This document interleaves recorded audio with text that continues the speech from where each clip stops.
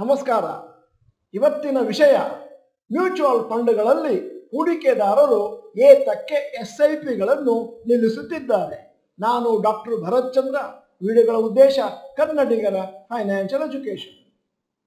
ಮೊನ್ನೆ ಬಂದಂತಹ ಮಾಹಿತಿ association of mutual funds in India ಹೇಳ್ತಾರೆ, large number of investors April ಅಲ್ಲಿ ತಮ್ಮ ಮ್ಯೂಚುವಲ್ ಫಂಡ್ಗಳ SIPಯನ್ನು ಸ್ಥಗಿತಗೊಳಿಸಿದ್ದಾರೆ.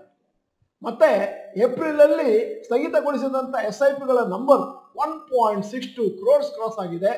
ಅದೇ ಕಳೆದ ವರ್ಷಕ್ಕೆ ಕಂಪೇರ್ ಮಾಡಿದ್ರೆ ಮತ್ತು ಕಳೆದ ತಿಂಗಳುಗಳಿಗೆ ಕಂಪೇರ್ ಮಾಡಿದ್ರೆ ಬಹಳ ಹೈ ಲೆವೆಲ್ ಅಲ್ಲಿ ಇದೆ.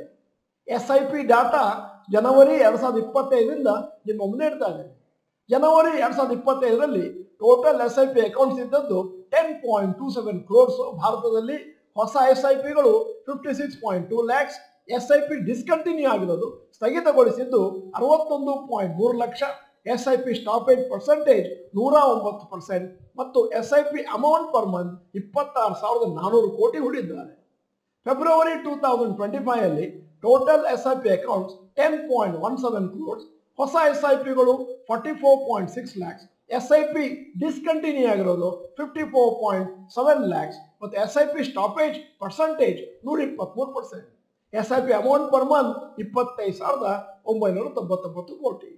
ಮಾರ್ಚ್ 2025ರಲ್ಲಿ ಟೋಟಲ್ SIP ಅಕೌಂಟ್ಸ್ 10.05 crores. ಹೊಸ SIP 40.2 lakhs. SIP ಡಿಸ್ಕಂಟಿನ್ಯೂ ಆಗಿರೋದು 51.6 lakhs. SIP stoppage 128%. SIP amount per month 25,926 ಕೋಟಿ. ಏಪ್ರಿಲ್ ಅಲ್ಲಿ ಹೂಡಿಕೆದಾರರದು ದೊಡ್ಡ ಹೊಡೆತ SIPಗಳಿಗೆ. ಟೋಟಲ್ SIP ಅಕೌಂಟ್ 8.89 ಕೋಟಿ. ಹೊಸ SIP 46 ಲಕ್ಷ. SIP ಡಿಸ್ಕಂಟಿನ್ಯೂ ಆಗಿರೋದು 162.3 ಲಕ್ಷ. ಅಲ್ಲಿಗೆ SIP ಸ್ಟಾಪೇಜ್ ಪರ್ಸೆಂಟೇಜ್ 353% ತಲುಪಿತು. SIP ಅಮೌಂಟ್ ಪರ್ ಮಂತ್ 26,632 ಕೋಟಿ. ಇಲ್ಲಿ ನೀವು ನೋಡಿದ್ರಿ SIP ಸ್ಟಾಪೇಜ್ ರೇಷಿಯೋ ಕಳೆದ 4 ತಿಂಗಳಿಂದ ಕಮ್ಮಿ ಆಗ್ತಾ ಬಂದು ಏಪ್ರಿಲ್ ಅಲ್ಲಿ ಬಹಳ ದೊಡ್ಡ ಮಟ್ಟಿನಲ್ಲಿ ಕಂಡು ಬಂತು. ತಿಂಗಳು SIP ಸ್ಟಾಪೇಜ್ ರೇಷಿಯೋ ಜಾಸ್ತಿ ಆಗ್ತಾ ಇದೆ. ಆದರೆ ಅಮೌಂಟ್ ಹಾಕಿರೋದು SIP ನಲ್ಲಿ ಜನ ಮಾರ್ಜಿನಲ್ಲಿ ಮೇಲ್ಕೋಗ್ತಾ ಇದೆ. ಈ ರೀತಿ ಮ್ಯೂಚುವಲ್ ಫಂಡ್ ಹೂಡಿಕೆದಾರರು SIPಗಳನ್ನು ಯಾಕೆ ಸ್ಥಗಿತಗೊಳಿಸ್ತಾ ಇದ್ದಾರೆ, ಕಾರಣಗಳನ್ನು ಹುಡುಕೋಣ. ಮೊದಲನೇದಾಗಿ ತಜ್ಞರ ಅಭಿಪ್ರಾಯ ಏನು ಅಂತಂದ್ರೆ, ಬಹಳಷ್ಟು ಹೊಸ ಹೂಡಿಕೆದಾರರು ಷೇರು ಮಾರುಕಟ್ಟೆಗೆ ಎಂಟ್ರಿ ಕೊಟ್ಟರು 2020ರಲ್ಲಿ ಕೊರೋನಾ ಕ್ರ್ಯಾಶ್ ಆದಮೇಲೆ. ಅಲ್ಲಿಂದ ಸೆಪ್ಟೆಂಬರ್ 2024ರವರೆಗೆ ಮಾರುಕಟ್ಟೆ ಒಂದು ಒಳ್ಳೆಯ ಬುಲ್ ರನ್ ಅನ್ನು ಕಂಡಿತು. ಆಲ್ಮೋಸ್ಟ್ 5 ವರ್ಷ. ಅಲ್ಲಿಗೆ ಮಾರುಕಟ್ಟೆಯಲ್ಲಿ ಹೆಚ್ಚಿನ ಷೇರುಗಳು ಹೈ ವ್ಯಾಲ್ಯೂಯೇಷನ್ ತಲುಪಿದಾವೆ ಮತ್ತು ಮಾರುಕಟ್ಟೆ ಕೂಡ ಹೈ ವ್ಯಾಲ್ಯೂಯೇಷನ್ ತಲುಪಿತು.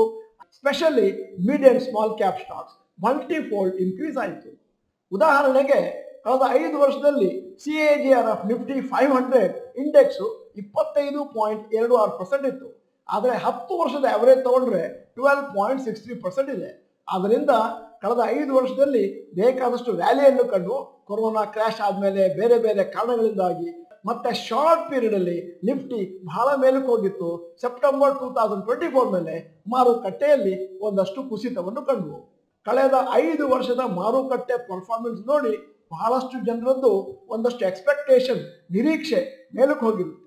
ಮಾರುಕಟ್ಟೆ ಸತತವಾಗಿ 2024 ಅಕ್ಟೋಬರಿಂದ ಒಂದಷ್ಟು ಕುಸಿತವನ್ನು ಕಾಣಲಿಕ್ಕೆ ಪ್ರಾರಂಭ ಆದಮೇಲೆ ಹೆಚ್ಚಿನ ಹೂಡಿಕೆದಾರರಿಗೆ ಒಂದಷ್ಟು ನಿರೀಕ್ಷೆಯಲ್ಲಿ ಭಂಗ ಆಗಿದೆ ಮತ್ತು ಅದಕ್ಕೋಸ್ಕರ ಇನ್ನು ಮುಂದೆ ಹಣವನ್ನು ಹಾಕಿ ಪ್ರಯೋಜನ ಇಲ್ಲ, ಏನಿದ್ದರೂ ಲಾಸು ಅನ್ನುವಂಥ ಒಂದು ನಿರ್ಧಾರವನ್ನು ತಗೊಂಡು ಅವರು SIPಗಳನ್ನು ಸ್ಟಾಪ್ ಮಾಡಿರಬೇಕು.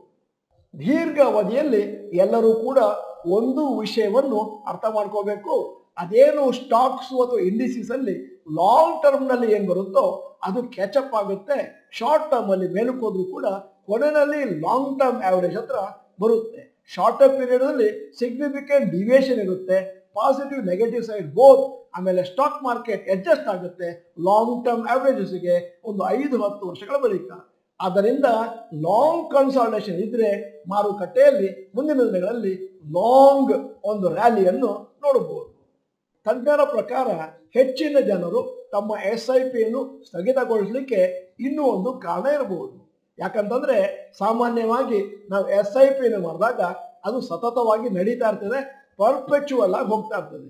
ಮತ್ತೆ ಒಮ್ಮೆ ಸ್ಟಾರ್ಟ್ ಮಾಡಿದ್ರೆ 3 ರಿಂದ 5 ವರ್ಷ ಅದನ್ನು ಹಾಗೆ ಕಂಟಿನ್ಯೂ ಮಾಡಬಹುದು.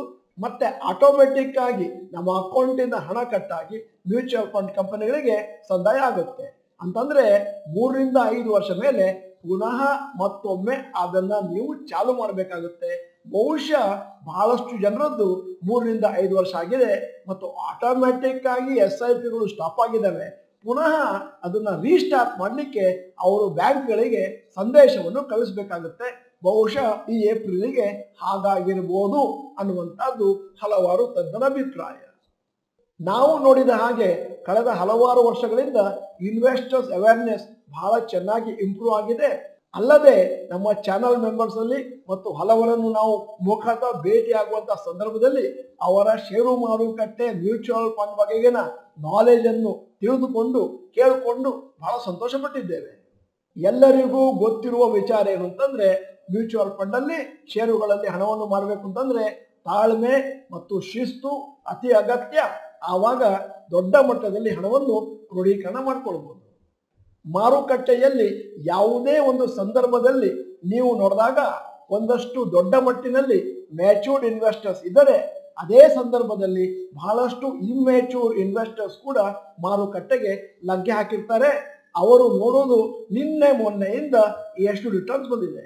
ಅಂತವರು ಯಾವಾಗ ಸೆಪ್ಟೆಂಬರ್ ಅಕ್ಟೋಬರ್ ಇಂದ ಲಾಸ್ ಅನ್ನು ಅನುಭವಿಸಲಿಕ್ಕೆ ಸ್ಟಾರ್ಟ್ ಮಾಡಿದ್ರು, ಬಹುಶಃ ಅಲ್ಲಿಗೆ SIPನ ಸ್ಟಾರ್ಟ್ ಮಾಡಿರಬೇಕು ಮತ್ತು ಮುಂದಿನ ದಿನಗಳಲ್ಲಿ ಮಾರುಕಟ್ಟೆಗೆ ನಾವು ಕಾಲೇ ಹಾಕೋದಿಲ್ಲ ಎನ್ನುವಂತ ನಿರ್ಣಯವನ್ನು ಕೂಡ ಕೈಗೊಂಡಿರಬಹುದು.